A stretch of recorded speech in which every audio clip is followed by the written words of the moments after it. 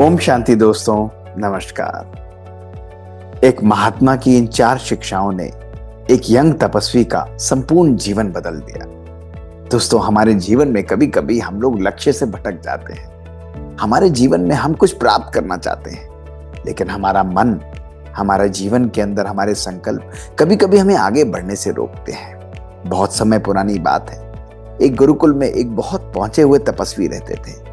एक दिन उनके पास संदेश आया कि पास के ही एक दूसरे शहर के अंदर एक और गुरुकुल की स्थापना करनी है, वहां एक नए तपस्वी की जरूरत है। दोस्तों, गुरु ने कहा कि क्यों नहीं अपने ही आश्रम से किसी तपस्वी को वहां भेज दिया जाए। उन्होंने अनेकों अपने शिष्यों को बुलाया। कुछ सीनियर थे, कुछ यंग थे, लेकिन सबने मना कर दिया। किसी का भी दूसरे शहर में जाने का मन नहीं था, और उसका कारण केवल एक था कि वो रास्ता बहुत ही कठिन था। वहां जाने के लिए एक जंगल को पार करना पड़ता था, अनेक प्रकार की कठिनाइयां आती थी, और यही नहीं, वो रास्ता लंबा भी बहुत था। दोस्तों, गुरु का मन जो है बहुत दुखी हुआ। उन्होंने कहा, मैंने इतने सारे शिष्यों को ट्रेन किया, लेकिन कोई भी ऐसा नहीं जो इस चैलेंज को एक्सेप्ट कर पाए। एक दिन बैठे हुए थे शाम, तो एक यंग लड़का जिसने कुछ ही समय पहले उनके आश्रम में प्रवेश किया था, वो उनके पास आया और उन्होंने कहा कि गुरुवर, यदि आप मुझे कहेंगे तो मैं इसको पूरा कर सकता हूँ। गुरु ने कहा कि ठीक है, तुम्हें मालूम है कि वहां का मार्ग जाने का बहुत कठिन है, रास्ता बहुत दिक्कत वाला है, लेकिन मैं तुम्हें साथ में 4 बड़े शिष्य दूंगा। वो शिष्य जो तुम्हारे साथ चलेंगे, लेकिन तुम्हारे जाने के लिए मैं तुम्हें 3 शर्तें तुम्हारे सामने रखूंगा। उसने कहा, क्या गुरुवर? उसने कहा, पहली शर्त कि हर गुरु जो तुम्हारे साथ जाएगा वो तुमको एक एक शिक्षा देगा। जब भी तुम्हें कठिन परिस्थितियां आए, तुम उनसे अपना प्रश्न पूछ लेना, लेकिन ध्यान रखना, वो तुम्हारे प्रश्न का उत्तर करने के बाद वापस लौट आएगा। इसलिए तुम्हारे पास केवल 4 मौके होंगे। उसने कहा, ठीक है गुरुवर। और दूसरी बात उन्होंने कहा कि अगर तुम यहां से जाते हो तो तुम्हारे पास वापस लौटने का कोई ऑप्शन नहीं, तुम्हें वहीं पहुंचना पड़ेगा। तुम ये मत सोचना कि आधे रास्ते से तुम वापस आ जाओगे। और तीसरी बात मुस्कुराते हुए गुरु ने बोली कि ध्यान रखना, वहां पहुंच गए तुम तो मुझे पत्र लिखकर बताना कि सबसे अच्छी शिक्षा तुम्हें कौन सी लगी। गुरु ने अपने शिष्य को आशीर्वाद दिया और वो शिष्य अपने मार्ग की ओर चल दिया। उसके साथ 4 सीनियर शिष्य भी थे। दोस्तों, वो जा रहे थे, सभी अपनी तपस्या में मग्न थे। जैसे ही नगर के बाहर आए तो एक बहुत घना भीषण सा जंगल सामने आ गया। दोस्तों, 5 मिनट ही शिष्य वहां पर चला था और वो यंग शिष्य जो है वो घबराने लगा। जंगल को देखकर उसके मन में अनेक प्रकार के संकल्प आए। शायद मैं इसको पार कर भी पाऊं या नहीं कर पाऊं, ये तो बहुत ही गहरा अंधेरा है, इसको मुझे लगता नहीं मैं पार कर पाऊंगा। कहीं जंगली जानवर आए और मुझे खा गए। दोस्तों, वो कांप रहा था। उसे ऐसा लगा कि कोई साया उसके पीछे चल रहा है। अनेक प्रकार के भूतों का वहां पर प्रकोप है। इस प्रकार के संकल्प उसके मन को परेशान कर रहे थे। दोस्तों, माथे से पसीना पोंछ रहा था, लथपथ था, उससे रहा नहीं गया और वो घबराते हुए पीछे मुड़ा और उसने अपने एक सीनियर जो साथ में महात्मा चल रहे थे उन्हें बोला कि आप मुझे बताइए मैं क्या करूं। तो मुस्कुराते हुए से बोले कि असल में तुम जंगल को पार नहीं कर रहे, तुम तो अपने मन को पार कर रहे हो। ये जंगल बाहर नहीं, ये तुम्हारे अपने मन के अंदर है। यहाँ कोई भूत नहीं है। ये अंधेरा तुम्हें डरा नहीं रहा, केवल तुम्हारे संकल्प, तुम्हारा अनिश्चित मन ही तुम्हारे लिए जंगल का कार्य कर रहा है। इसलिए अगर तुम अपने मन के अंदर संयम रखते हो, अपने मन के अंदर डिसिप्लिन रखते हो, अपने मन के अंदर शक्ति रखते हो, तो तुम इस जंगल को सहज रूप से पार कर सकते हो। असल में तुम्हें केवल अपने मन के संकल्पों के ऊपर विजय प्राप्त करनी है, और मात्र एक रात की बात है। अगर तुम हिम्मत रखते हो तो तुम इस जंगल को सहज रूप से पार कर लोगे। केवल अपने मन को शक्तिशाली बनाओ, अपने मन को स्थिर करो। शिष्य ने ये बात सुनी, वो बहुत खुश हुआ। उसे एक बात बहुत अच्छी लगी कि असल में वो जंगल नहीं पार कर रहा था, वो तो अपने मन की कठिनाइयों को ही पार कर रहा था, मन की अनिश्चितता को ही पार कर रहा था। दोस्तों, उस सीनियर शिष्य ने जब उसको एक शिक्षा दी, उसे प्रणाम करके वो शिष्य जो है वो वापस चल दिया। अब वो शिष्य अकेले जा रहा था, उसके पास मात्र 3 लोग और बचे थे। और दोस्तों, उसने बड़ी सहज रूप से उस जंगल को अपनी शक्ति से पार किया। उसका मन अब स्थिर हो चुका था। दोस्तों, कुछ दिन और बीते। जब वो जा रहे थे अपने दूसरे शहर की ओर, वहीं जाते जाते उसने देखा कि एक बहुत सुंदर शहर बीच में पड़ता है। उस शिष्य का मन महाप्रलोभन में आ गया। उसने सभी को बोला जो उसके साथ चल रहे थे कि देखो ये तो कितना सुंदर शहर है, हमें दूसरे शहर जाने की क्या जरूरत है, यहाँ के लोग कितने अच्छे हैं, क्यों नहीं मैं आश्रम को यहीं पर ही बना लेता हूँ। अरे जो आश्रम कुछ दूर हम दूसरे शहर में बनाएंगे, वहीं के लोग यहाँ पर आकर हमसे शिक्षा ले सकते हैं। यहाँ पर हम बैठते हैं, यहीं पर हम आश्रम बनाकर लोगों का भला करेंगे, उनको ज्ञान की बातें देंगे। दोस्तों, वो वहां पर बैठ गया। उसका मन विचलित हो रहा था और तभी एक सीनियर शिष्य जो उसके साथ चल रहा था, उसने पुनः उसको बोला कि ध्यान रखो, लक्ष्य की ओर समर्पण लेकर आओ। आज तुम अपने लक्ष्य से भटक रहे हो, आज तुम इस प्रकार के प्रलोभन में आ रहे हो, और जब भी तुम्हारा मन, तुम्हारा फोकस, तुम्हारा ध्यान अपने लक्ष्य से भ्रमित होता है तो तुम लक्ष्य को जीवन में कभी प्राप्त नहीं कर सकते। इसलिए मैं तुम्हें ध्यान दिला रहा हूं कि देखो तुम्हारा लक्ष्य क्या था। जब लक्ष्य तुम्हारे सामने है तो इस प्रकार का प्रलोभन तुम्हें कभी भी आकर्षित नहीं करेगा। दोस्तों, ऐसी शिक्षा देकर उस सीनियर शिष्य ने उस यंग लड़के को प्रणाम किया और कहा कि अब मैं वापस जाता हूँ, क्योंकि मेरा रास्ता यहीं तक तुम्हारे साथ था। दोस्तों, ऐसा कहकर वो वापस चल दिया। उस लड़के का मन बदल चुका था। उसे रियलाइज हुआ कि उसका लक्ष्य तो दूसरे शहर जाकर, जो उसके गुरु ने कहा है, वहां पर एक गुरुकुल की स्थापना करना है। और ऐसा कहकर उसने अपना सामान उठाया और बाकी 2 सीनियर शिष्यों के साथ उसी तरफ वो चल दिया। दोस्तों, एक दिन और चले और रास्ते में उसे कई लोग मिले। उसने अपने उन यंग लोगों के साथ मित्रता कर ली।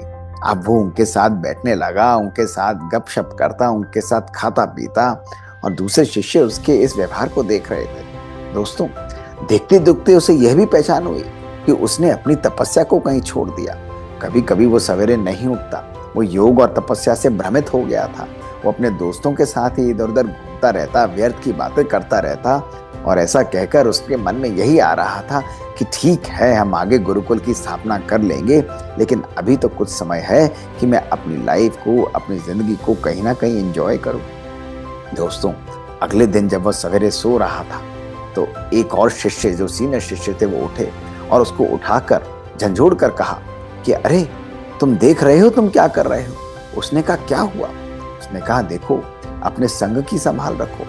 आज तुम्हारा कुसंग तुम्हारे मार्ग से भटका रहा है, तुम्हें लक्ष्य की प्राप्ति के मार्ग से दूर हटा रहा है। यदि तुम अपने लक्ष्य को प्राप्त करना चाहते हो तो सदा उन लोगों का साथ करो जो तुम्हें आगे बढ़ाए।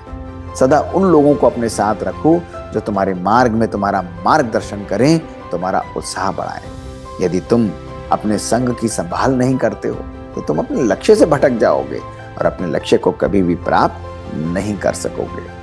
ऐसा कहकर उस तीसरे सीनियर शिष्य ने भी उस लड़के को प्रणाम किया और अब कहा कि अब मेरा साथ तुम्हारे साथ यहीं तक था, अब मैं वापस गुरुकुल जाता हूँ। दोस्तों, उस लड़के को तीसरी पावरफुल शिक्षा मिल चुकी थी कि यदि लक्ष्य को प्राप्त करना है तो अपने श्रेष्ठ संग को सदा अपने साथ रखना पड़ेगा, और ऐसा कहकर वो तेजी से आगे चल दिया।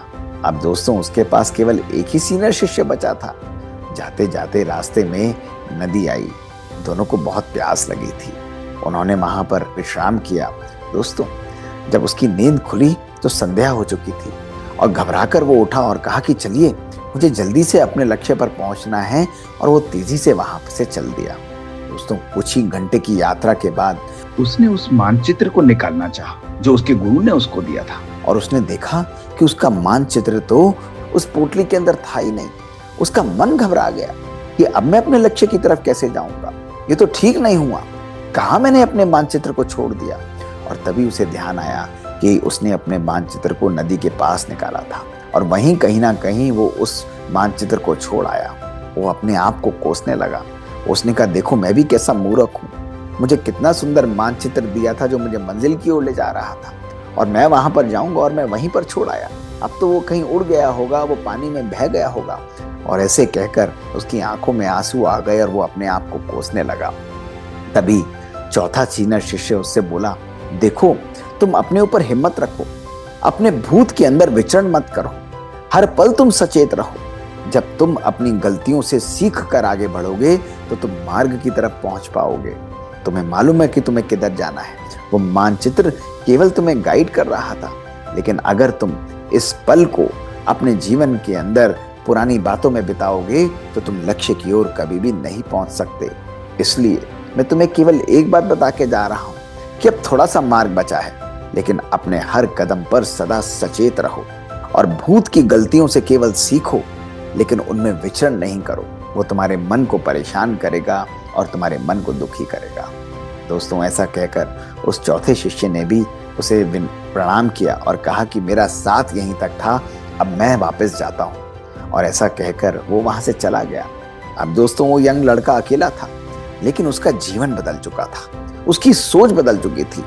उसे चारों सीनियर शिष्यों की 4 पावरफुल शिक्षाएं मिल चुकी थी कि असल में ये यात्रा तो उसके मन की यात्रा थी।